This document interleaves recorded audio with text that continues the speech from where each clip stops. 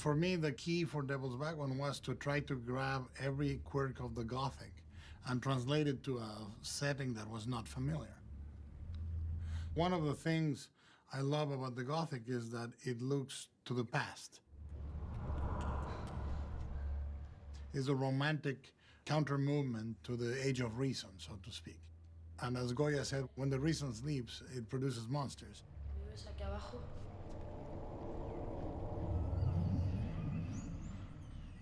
So I thought, how can we create a ghost that is romantic or evocative and evokes the past?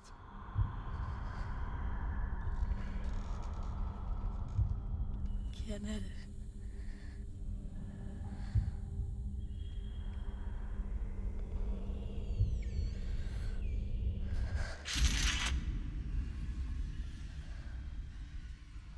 The past is where ghosts live.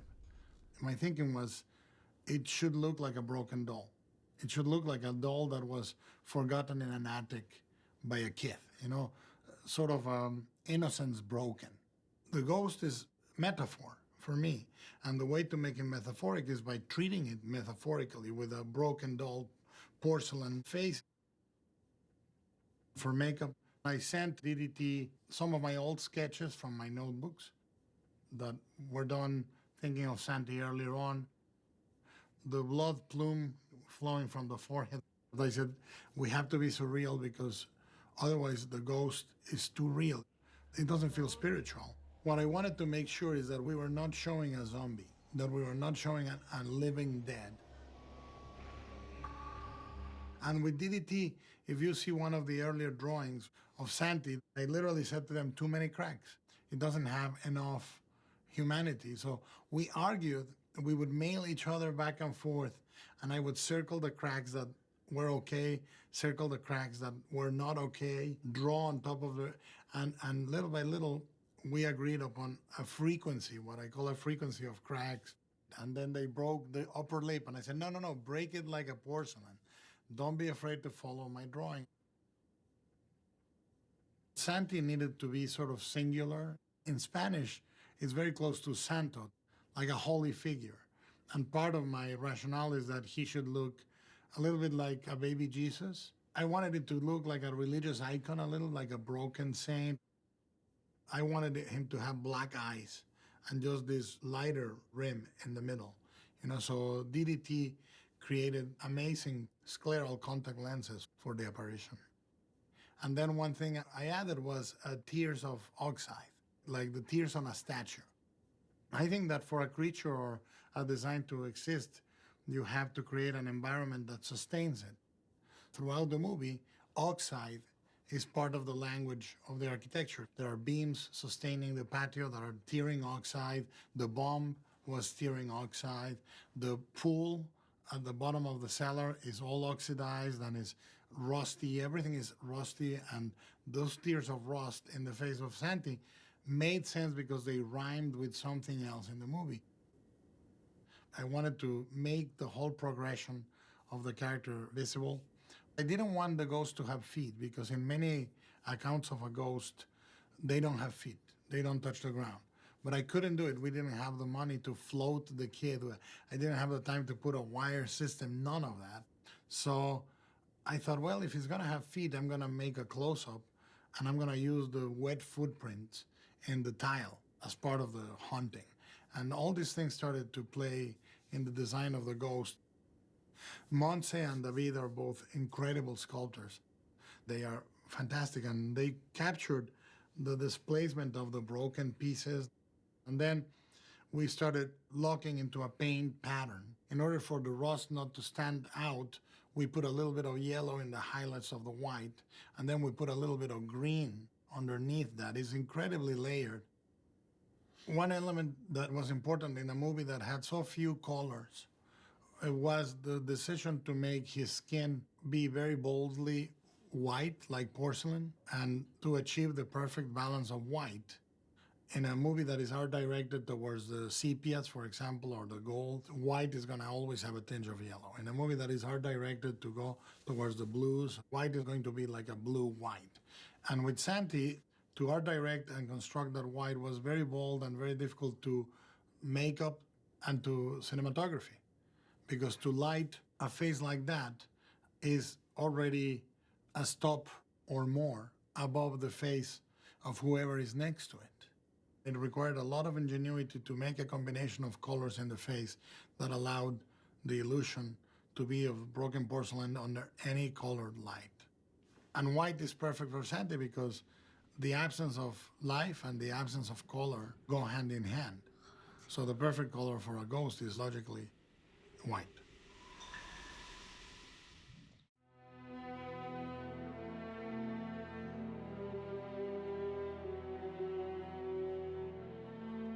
I really wanted to make a movie that felt sort of gothic but in color.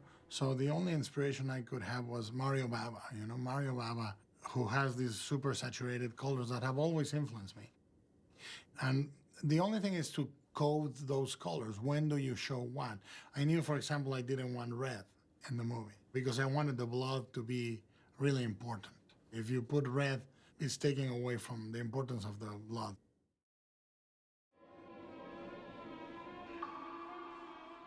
The crucial moment comes in the reveal of the ghost at the end of the corridor, which is one of the oldest ideas I had. And I knew that I needed to design the wall behind the ghost to allow the ghost to exist. And we spent weeks painting and repainting the wall that silhouettes the ghost. So it would have the exact sort of wet spots, rust spots, peeling, mold, all that stuff was layered in with a painterly eye so that the ghost in front of it would look perfectly in place. In designing that, then I knew I wanted the plume of blood that was going to be very beautiful and haunting, and it told you of a watery element. It made the ghost land in the frame in a beautiful way. I wanted it to be the most beautiful ghost ever, so you could look at it, get familiar with it, and eventually, if I did my job right, you should not be afraid of him. You should feel pity for him. We started to try to find a way to put the skeleton inside. This is the year 2000, 2001, so digital effects were not as advanced, at least not as advanced on my budget. So we went through great pains. We couldn't afford it every time. So I came up with the idea, well, whenever he crosses moonlight, you can see the skeleton inside, but only when he crosses moonlight. So we can afford it.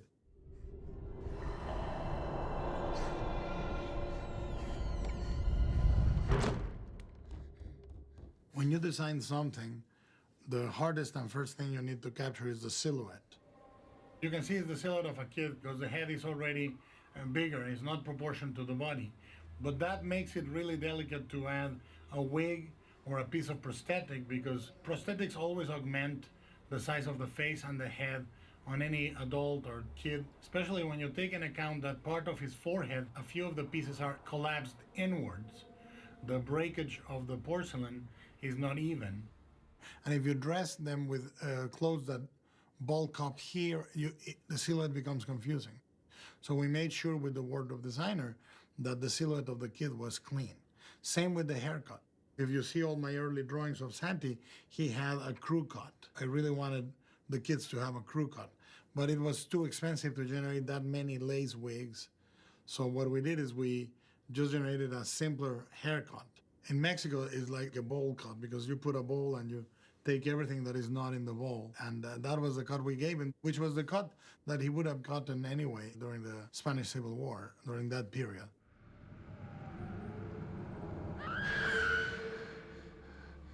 One element that is really hard to nail in a design or a creature or a ghost in this case is how they move. Because how they sound, how they move, creates the final illusion. I see the makeup test and I go, and the kid was just talking and I go, oh my God, how does he move? And I've always thought, oh, I'm gonna shoot him in the reverse and then I'll project it forwards and it'll be great. But then I had the problem of the footsteps, of the wet footsteps. I could not leave them. I needed to erase them. I didn't have money to erase them. And I just thought it would be really, really nice if he looked curiously at the other kid and he looked a little morose. If he doesn't move in a hurry, then that's even nicer, because eventually when it becomes a benign figure, it adds to the gentleness. But when it's creepy, it'll be creepier that he's at the end of the corridor and then the kid turns and he's right there.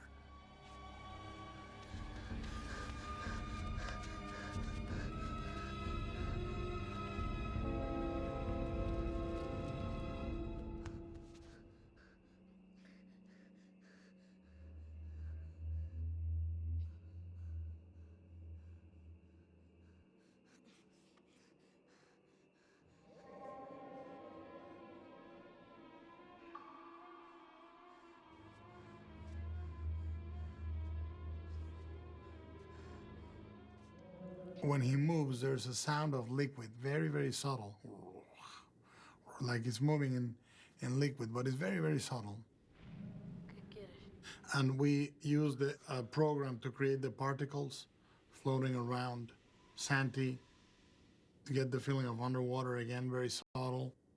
I knew that Santi needed to sound fragile. I don't know why, when I thought fragile, I thought of asthma.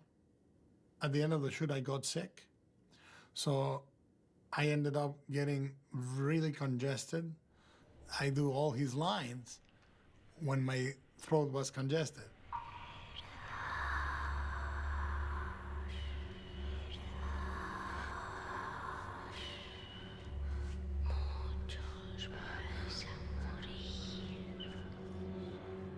I would go, I would read the line, and only the whistling would pierces through the lines. It's like, so he says, "You're all gonna die," and I would go. All these things make a successful design. If you neglect one of them, the design doesn't work. Devil's Backbone for me is my favorite movie. It certainly is the one that is the closest to my heart because, in my opinion, is my first movie. Chronos was very difficult to make. The stuff I wanted to do couldn't be made, couldn't be done. In Devil's Backbone, it was tight, but I was so well produced, so well supported by El Deseo, that it was just the best production experience, and it was the movie I wanted to do. Santi is one of my favorite characters. He's less flashy than other makeup jobs that have more elements or hydraulics or zerbos or cable control, but he's a gorgeous, perfect piece of sculpting and makeup application by DDT. I think, in my opinion, is their best, most subtle work in many, many ways.